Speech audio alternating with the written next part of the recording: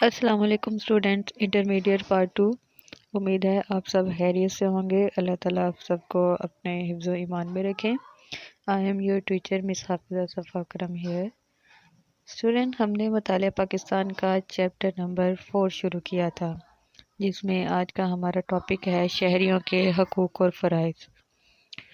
سب سے پہلے ہم دیکھیں گے کہ شہریوں کے حقوق کون کون سے ہیں۔ ڈیفینیشن دیکھتے ہیں حقوق کی کہ وہ مطالبات جو شہری یعنی کسی بھی ریاست کا رہنے والا باشندہ اپنے بھلائی کے لیے اپنی حکومت سے جو مطالبہ کرتا ہے اور حکومت اس کو تسلیم کرتی ہے اور ان کو پورا ادا کرتی ہے، شہریوں کے حقوق کہلاتے ہیں۔ حقوق دو طرح کے ہوتے ہیں۔ نمبر 1 اخلاقی حقوق، نمبر 2 قانونی حقوق۔ اخلاقی حقوق کی بنیاد کسی بھی معاشرے میں اس کے اخلاقی اقدار پر ہوتی ہے۔ جس قسم کی اخلاقی اقدار کسی معاشرے میں رائج ہوں گے، اسی نوعیت کے اخلاقی حقوق اس معاشرے کے افراد کو حاصل ہوں گے۔ مثلاً والدین کی خدمت ان کا حق ہے اور شوہر کا حق ہے کہ بیوی اس کی فرما بردار بنے۔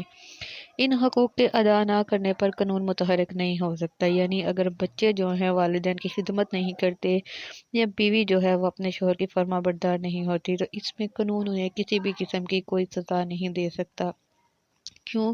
کیونکہ یہ معاشرے کی اقدار پر ہوتے ہیں، یہ تربیت پر منحصر ہوتا ہے۔ اگر وہ معاشرے میں اقدار جو ہیں وہ اچھی ہوں گی، والدین بچوں کی اچھی پرورش کریں گے تو آگے چل کر ان کو اچھا ہی صلہ دیں گے۔ اسی طرح اگر معاشرے میں بچوں کی تربیت اچھی کی جائے تو وہ دونوں ایک دوسرے کے حقوق اور فرائض صحیح طرح سے ادا کرتے ہوئے ایک دوسرے کے اخلاقی اقدار پر پورا اترتے ہیں۔ لیکن اگر معاشرے میں ایک برائی چل رہی ہے، معاشرہ بری اقدار پائی جاتی ہیں، تو اس کے رہنے والے باشندوں کو بھی ویسی ہی اخلاقیات و ان کا مظاہرہ کریں گے، تو اس پر قانون جو ہے وہ کسی بھی قسم کا متحرک نہیں ہو سکتا کہ وہ ان کو سزا نہیں دے سکتا۔ دوسرے ہوتے ہیں قانونی حقوق۔ وہ حقوق جنہیں ریاست تسلیم کرتی ہے، اگر کوئی ان حقوق کی خلاف ورزی کرتا ہے تو اس کو سزا دی جاتی ہے، یعنی حقوق کے پیچھے ریاست کی طاقت ہوتی ہے۔ یہ قانونی حقوق دو طرح کے ہوتے ہیں۔ نمبر 1 معاشرتی حقوق یعنی سوسائٹی کے حقوق، ایک سوسائٹی میں انسان کس طرح سے رہے۔ دوسرا سیاسی حقوق یعنی پولیٹیکل حقوق، حکومت کے حوالے سے جو حقوق ہوتے ہیں۔ سب سے ہم پہلے شہریوں کے معاشرتی حقوق کے بارے میں بات کرتے ہیں کہ یہ وہ حقوق ہیں جن کے بغیر مہذب زندگی ناممکن ہے۔ ان کی عدم موجودگی میں کسی مہذب معاشرے کا قیام ناممکن ہے، یعنی ایک سوسائٹی میں رہتے ہوئے ایک انسان کو کیا کیا حقوق حاصل ہونے چاہیے۔ اگر یہ حقوق سوسائٹی کے فرد کو یعنی معاشرے میں رہنے والے افراد کو پوری طرح سے ادا نہیں کیے جاتے تو ایک مہذب معاشرہ، ایک اچھا صحت مند اقتدار پسند معاشرہ جو ہے وہ کبھی بھی قیام پذیر نہیں ہو سکتا۔ لہذا دیکھتے ہیں کہ یہ حقوق کون کون سے ہیں۔ سب سے پہلا حق زندگی۔ ہر شہری کو زندہ رہنے کا بنیادی حق حاصل ہوتا ہے، یعنی کسی فرد کا یہ حق ہے کہ وہ کسی بھی معاشرے میں رہتے ہوئے اپنے طریقے سے بھرپور طریقے سے زندگی گزارے۔ دوسرا رہائش کا حق۔ ریاست کا شہری ریاست کے جس حصے میں رہائش رکھنا چاہے اس کو حاصل ہے، یعنی پاکستان میں رہنے والے شخص کو یہ حق حاصل ہے کہ وہ پاکستان کے کسی بھی علاقے، کسی بھی شہر یا کسی بھی صوبے میں اپنی جو ہے وہ رہائش رکھ سکتا ہے۔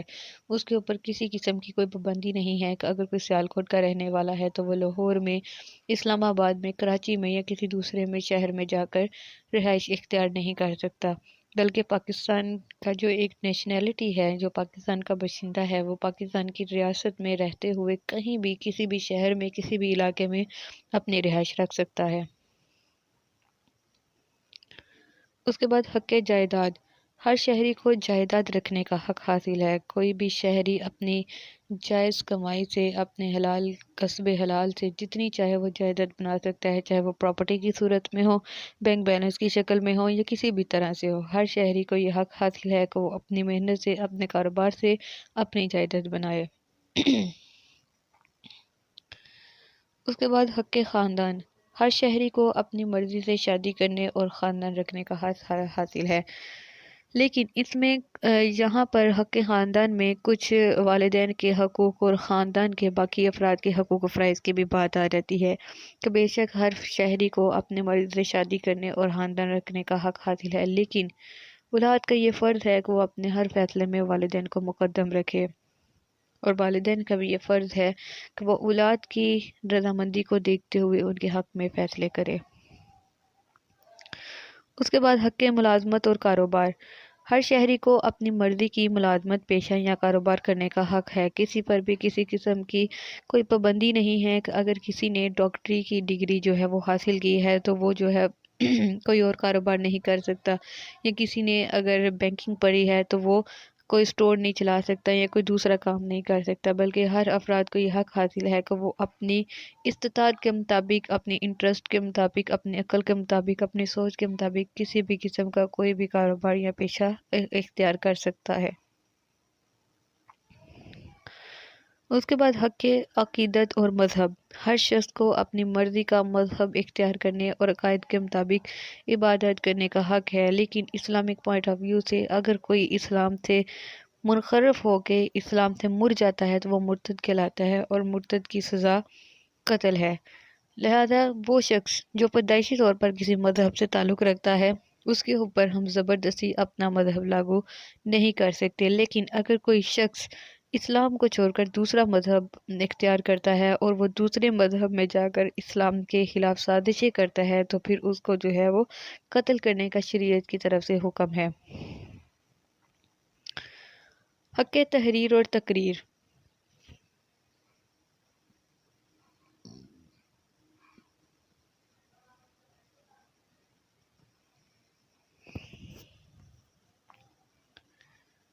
ہر شہری کو تحریر اور تقریر کی آزادی کا حق حاصل ہے۔ تحریر یعنی لکھنا۔ ہر شہری کسی اخبار میں کوئی کتاب، کوئی آرٹیکل، کوئی بھی تحریر لکھ سکتا ہے، اور ہر شہری کو حق حاصل ہے کہ وہ اپنی رائے کا اظہار کرنے کے لیے کسی بھی طرح کی تقریر کر سکتا ہے، بشرطے کہ وہ تقریر ہمارے عقائد، ہمارے مذہب، ہمارے اسلام کے متصادم نہ ہو۔ حق انجمن سازی۔ ہر شخص کو انجمن سازی یا پہلے سے موجود انجمن میں شامل ہونے کا حق حاصل ہے۔ انجمن سازی یعنی کوئی تنظیم بنانا، کوئی گروہ بنانا، کوئی جماعت بنانا جو ملک میں کسی بھی طرح کا کوئی کام کرنے کے لیے متحرک ہوتی ہے، جیسے یہاں پر HWO ہیومن ویلفیئر آرگنائزیشن ہے جو کہ مختلف لوگوں کی مدد کے لیے بنائی گئی، یا ATI کا بنائی گئی تھی جس کا مخفف یہ تھا کہ کمزور لوگوں کی مدد کی جائے، لیکن آنے والے دور میں انجمن سازی میں جو لوگ شامل ہوتے گئے انہوں نے ان تنظیموں کے مقاصد کو بدل کر رکھ دیا۔ بہرحال ہر شہری کو یہ حق حاصل ہے کہ وہ اپنی مرضی کی کوئی بھی جماعت یا گروہ جو ہے وہ کسی بھی ملک کے لیے یا اپنے مذہب کے پرچار کے لیے کوئی بھی تنظیم سازی کر سکتا ہے۔ حق زبان اور ثقافت۔ ہر شخص کو اپنی زبان اور ثقافت کی ترقی اور حفاظت کے لیے مناسب اقدامات کرنے کا حق حاصل ہے۔ یعنی یہاں اگر پاکستان میں بات کی جائے، پاکستان میں مختلف زبانیں بولی جاتی ہیں۔ سندھ میں سندھی زبان بولی جاتی ہے، صوبوں کے لحاظ سے، شہروں کے لحاظ سے مختلف قسم کی زبانوں کا استعمال کیا جاتا ہے، تو ہر شخص کو یہ حق حاصل ہے کہ وہ اپنی زبان اور ثقافت کی ترقی کے لیے اور حفاظت کے لیے مناسب اقدامات کرنا چاہے تو وہ کر سکتا ہے۔ اس کے بعد حق تعلیم۔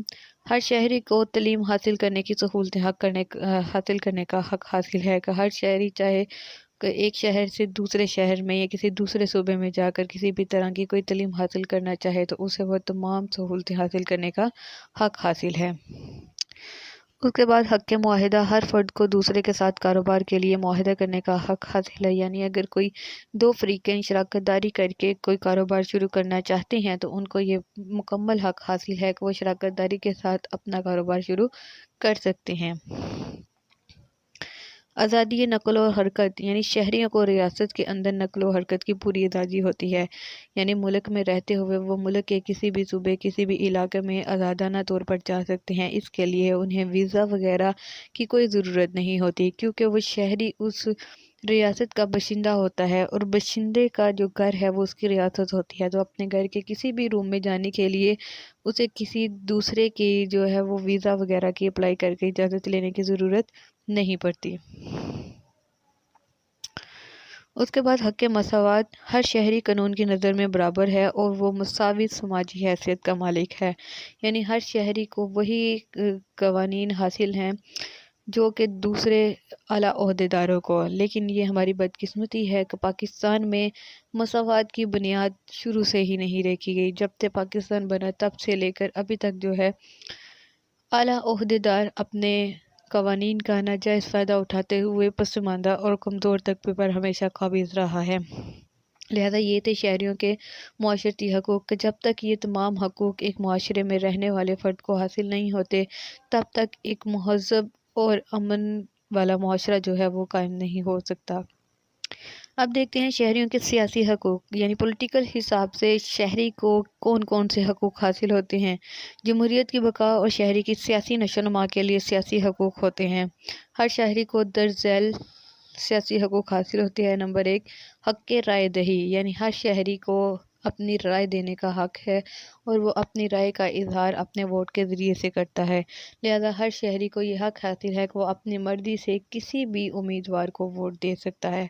کسی بھی شہری کے اوپر، کسی بھی باشندے کے اوپر یہ پابندی نہیں لگائی جا سکتی کہ وہ کسی ایک جماعت کے حق میں اپنا ووٹ دے۔ اس کی ہر شہری کی اپنی آزادانہ طور پر یہ اس کی رائے ہوتی ہے کہ اس نے ووٹ دے کر اپنے پسند کا اظہار کس پارٹی کے ساتھ کرنا ہے۔ اس کے بعد حق نمائندگی، ہر فرد کو الیکشن میں امیدوار بننے کا بھی حق حاصل ہے، لیکن اس کی کچھ شرائط ہوتی ہیں جس میں میٹرک کی ڈگری، ایف اے کی ڈگری یا بی اے کی ڈگری وغیرہ، ہر ایک سیٹ کے لیے الگ سے جو ہے وہ نمائندگی کے لیے کچھ شرائط ہوتی ہیں۔ ان شرائط کا پورا اتر کر کوئی بھی شہری جو ہے وہ امیدوار بننے کا حق حاصل کر سکتا ہے۔ حق منصب اور عہدہ، منتخب ہونے کے بعد ہر شہری کو سرکاری عہدہ حاصل کرنے کا حق حاصل ہے، یعنی اگر کوئی شہری اپنی نمائندگی کرتا ہے الیکشنز میں اور وہ منتخب ہو جاتا ہے تو اس کو یہ حق حاصل ہے کہ وہ کوئی بھی سرکاری عہدہ حاصل کر لے۔ حق تنقید، ہر فرد کو حکومت پر تنقید کرنے یا اپنی رائے پیش کرنے کا حق حاصل ہے۔ یہی وجہ ہے کہ ہم سرعام اگر حکومت پر تنقید بھی کرتے ہیں تو اس کے اوپر کسی بھی قسم کی کوئی قانونی کارروائی نہیں کی جا سکتی۔ حق جماعت، ہر شخص کو کسی سیاسی جماعت میں شامل ہونے یا اپنی جماعت بنانے کا حق حاصل ہے، یعنی اگر کوئی اتنی استطاعت رکھتا ہے کہ وہ اپنی جماعت بنا سکے تو وہ اپنی جماعت بنا کر ملک کی بھلائی کے لیے ایک تنظیم سازی کر سکتا ہے، یا وہ کسی بھی اپنی پسند کی پارٹی میں شامل ہو کر ملک کی خدمات کرنے کی غرض سے شامل ہو سکتا ہے۔ حق عرض داشت، ہر شہری کو حکومت کے نام شکایتی عرضی بھیجنے کا حق حاصل ہے، یعنی اگر کوئی حکومتی عہدیدار اپنے فرائض صحیح طرح سے سر انجام نہیں دیتا تو شہری کو یہ حق حاصل ہے کہ وہ حکومت کو اس کے نام کی ایک شکایتی عرضی بھیجے۔ یہ تھے ہر شہری کو حقوق اور فرائض جو اس کے معاشرتی اور سیاسی حقوق ہوتے ہیں۔ اب دیکھتے ہیں تو 1973 کے آئین میں شہریوں کے حقوق۔ ویڈیو پسند آئی تو لائک کریں، اپنی رائے کمنٹ کریں۔ ایسے ہی مزید ویڈیوز کے لیے ہمارا چینل سبسکرائب کریں اور بیل کا آئیکن دبائیں تاکہ آپ کو ہر ویڈیو کا نوٹیفیکیشن ملتا رہے۔